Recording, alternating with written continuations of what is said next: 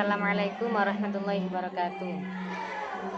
Kami dari kelompok 2, yakni saya sendiri, Umi Nafisatul Qayyimah, dan teman saya Nisa Rizky Fauziah akan menyampaikan hasil tugas kami yang berjudul Aras Hukum Oriental, yang mana kali ini kami akan memberikan ulasan yang diselenggarakan di Universitas Leiden.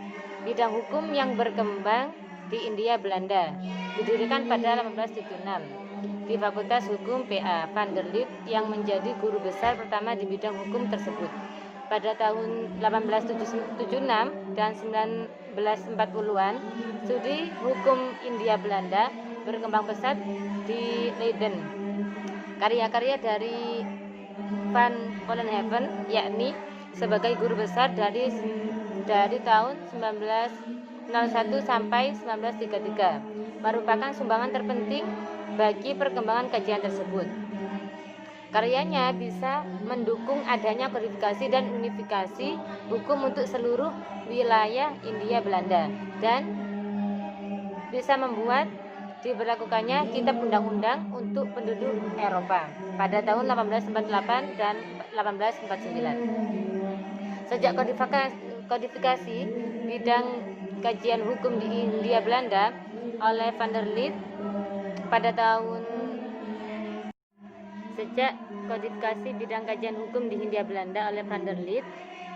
itu bisa mendorong ambisi Napoleon untuk mempersatukan Perancis dan membentuk undang-undang.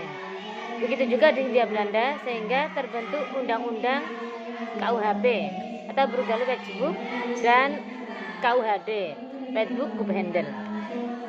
Untuk persiapan membentuk undang-undang, dibentuk komisi pada tahun 1830-an. Di antaranya yang paling terkenal adalah komisi yang dibentuk oleh Raja William I pada tahun 1839 dan diketahui oleh Van Boot atau Haarlem, mantan ketua Mahkamah Agung Hindia Belanda. Setelah itu di Batavia sudah berkembang seperti kajian-kajian hukum yang berkembang di Universitas Leiden. Namun di Universitas Leiden sendiri kajian hukum tidak begitu berkembang. Kemudian untuk memperkembangkan kajian hukum, Universitas Leiden membentuk lembaga nasional yang mengombinasikan perguruan tinggi profesional untuk pegawai negeri dengan pendekatan akademis. Namun tidak berhasil juga. Mengenai studi hukum Islam di Universitas Leiden itu sudah ada sejak dulu, namun tidak dikhususkan, melainkan umum mengikuti fakultas sastra, karena pengetahuan dan penguasaan bahasa Arabnya harus jelas. Periode Van der Lid pada 1879 sebagai dampak penutupan dari Rijksinstelling yang disebut sebagai penutupan jabatan guru besar untuk bidang kajian hukum kolonial yang didirikan di Universitas Leiden. Van der Lid kurang lebih masuk dalam arus perkembangan ini pada tanggal 20 Oktober 1877, membacakan pidato pengukuhannya perihal maksud serta metode kajian ilmu hukum kolonial.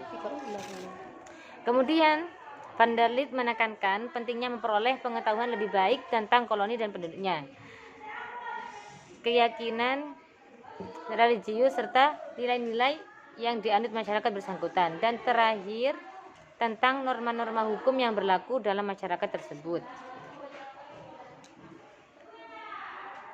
Konsep yang pertama mengindikasikan dibangunnya suatu koloni di wilayah yang sejak semula tidak ada penduduk asli, atau di mana penduduk asli ditumbuh kembang secara bertahap, yang penduduk aslinya kemudian bercampur secara progresif dengan kelompok pendatang yang mengkolonisasi wilayah tersebut.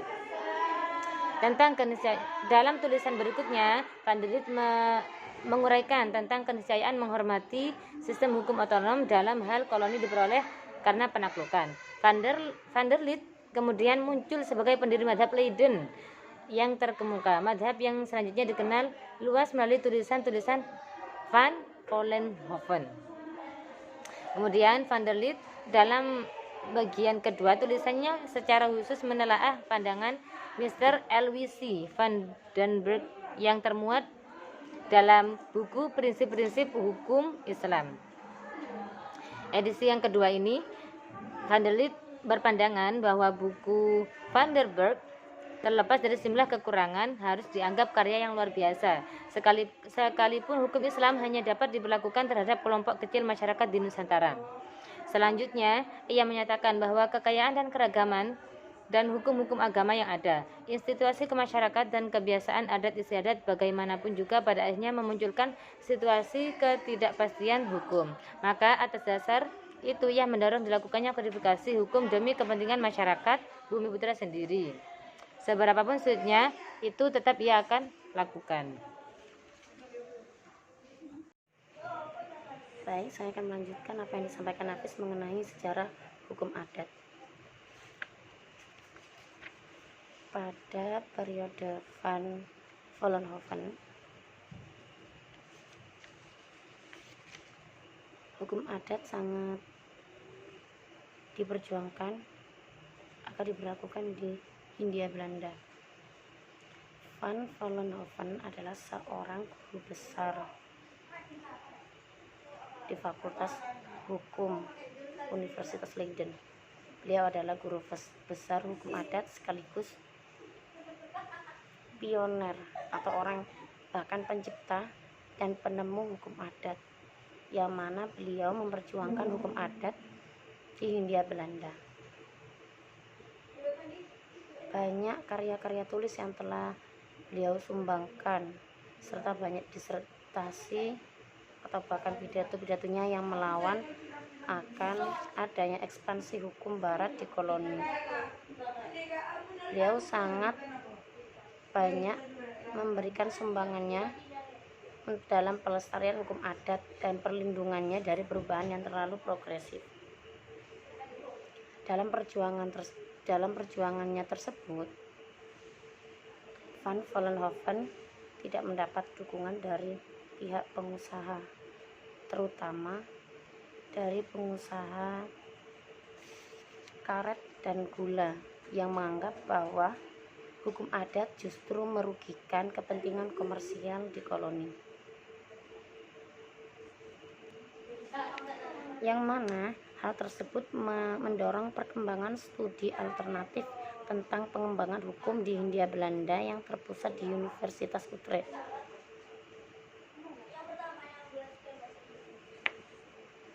Kekuatan hukum adat dalam mengatur dan menata kehidupan sehari-hari masyarakat Bumiputra membuatnya menjadi tidak mungkin bagi pemerintahan kolonial untuk mengabaikannya begitu saja, terutama bila mereka harus berurusan dengan masyarakat lokal. Sekalipun perdebatan tersebut mencakup persoalan-persoalan kebijakan jangka panjang, apa yang terjadi antara Leiden dan Utrecht, ini antara dua mazhab yang satu mendukung hukum adat dan yang satunya tidak mendukung, itu hanya memiliki sedikit pengaruh terhadap jalannya roda pemerintahan di koloni. Konflik antara kedua mazhab di atas memunculkan pertanyaan penting perihal seberapa jauh hukum adat harus dihormati. Hal ini kemudian memunculkan kecenderungan dalam kurun waktu 1930-an untuk memahami pendekatan Van Vollenhoven terhadap hukum adat sebagai ikhtiar untuk secara artifisial melestarikan hukum masyarakat asli, dan dengan demikian justru menghambat kemajuan sosial ekonomi masyarakat secara keseluruhan di koloni. Namun tidak lepas dari apa yang diceritakan dalam buku ini, perjuangan Van Vollenhoven sangat besar sekali dalam perjuangannya melestarikan hukum adat di Hindia Belanda. Banyak buku-buku, banyak karya tulisnya, ratusan, sekitar 140-an lebih, dan banyak bacaan atau tulisan-tulisan pendek yang mengenai hukum adat, bahkan sampai perlawanan terhadap akan diadakannya unifikasi hukum. Patut dicermati kenyataan bahwa sekalipun semasa Van Vollenhoven tentang hukum adat yang dihasilkan dalam periode berikutnya tahun 1933 sampai 1940, kemudian terbit lagi satu disertasi tentang hukum adat. Disertasi lainnya tentang Hindia Belanda yang dipertahankan di Fakultas Hukum. Kebanyakan muncul urusan-urusan di bidang hukum publik seperti hukum tata negara dan hukum pidana atau tentang ekonomi. Sejak Boyke, anggota dan dekan dari Fakultas Hukum, menerbitkan disertasinya tentang ekonomi pedesaan Oriental.